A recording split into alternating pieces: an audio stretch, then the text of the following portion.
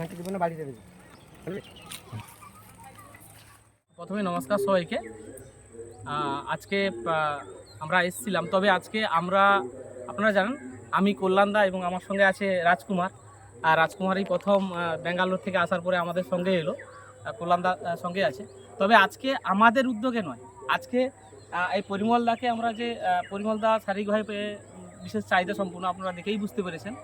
আজকে পরিমলদাকে আমরা নয়, আমাদের তরফ থেকে এই ট্রাইসাইকেলটা দিলাম না।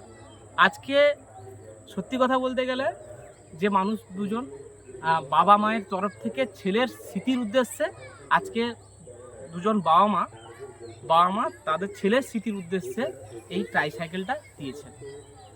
গত 3রা ফেব্রুয়ারি জীবনতলা খাজমহল, মনসাদ্বীপ খাজমহলে বাড়ি, সম্মানীয় প্রভাংশু শেখর জানা এবং সম্মানীয়া রেণুকা জানা, ওনাদের বড় ছেলে সৌরভ জানা গত 3রা ফেব্রুয়ারি পরলোক গমন করেছে। ছেলেকে অনেক চেষ্টা করেছে, ছেলেকে বাবা মা তাকে রাখতে পারেনি, কিডনির সমস্যা হয়েছিল। তাই ছেলের স্মৃতির উদ্দেশ্যে আজকে বাবা মা তার নিজের ছেলেকে তো হয়তো ধরে রাখতে পারেনি, কিন্তু আরেকজন ছেলে যাতে সুস্থ থাকে, জীবনের স্বাভাবিক ছন্দে যাতে স্বাভাবিকভাবে, দান কোনো সমাধান না, কিন্তু জীবনে স্বাভাবিকভাবে যাতে ঘোরাফেরা করতে পারে, তাই তার ছেলের স্মৃতির উদ্দেশ্যে আজকে বাবা মা এই সাইকেলটা কিন্তু আমাকে ফোন করেছিলেন এবং যোগাযোগ করেছিলেন যে স্যার আপনি তো অনেক জায়গায় যান আপনারা, তো এমন একটা পরিবার বা এমন একটা মানুষকে বলুন যে মানুষটার আমাদের বিন্দু সহযোগিতা যাতে তার কাজে লাগে। তাই পরিমলদাকে কথা দিয়েছিলাম, আজকে এই ট্রাইসাইকেলটা পরিমলদাকে আমরা দিয়ে গেলাম। আমি নতমস্তকে প্রণাম জানাচ্ছি সত্যি বলতে এরকম মানসিকতার বাবা মাকে।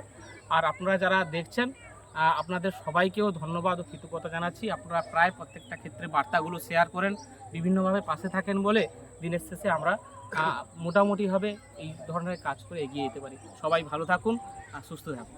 আমার জীবনে অনেকটা উপকারে লাগবে। তো ভালো লেগেছে তো? অবশ্যই, হ্যাঁ অবশ্যই আমার খুবই ভালো লেগেছে। আমার চলার ক্ষেত্রে অনেকটা উপকারে লাগবে।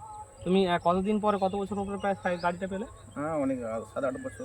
7-8 বছর পরে গাড়িটা। হ্যাঁ, আপনি যে এটা খুশি হয়েছেন? অবশ্যই। আমার বলার মতন আর কিছুই নেই। আপনারা এভাবে সহযোগিতা করুন। আমি এখানটায় থাকি না, আমি ব্যাঙ্গালোরে থাকি। কল্যাণদা স্যার এখানটায় থাকে।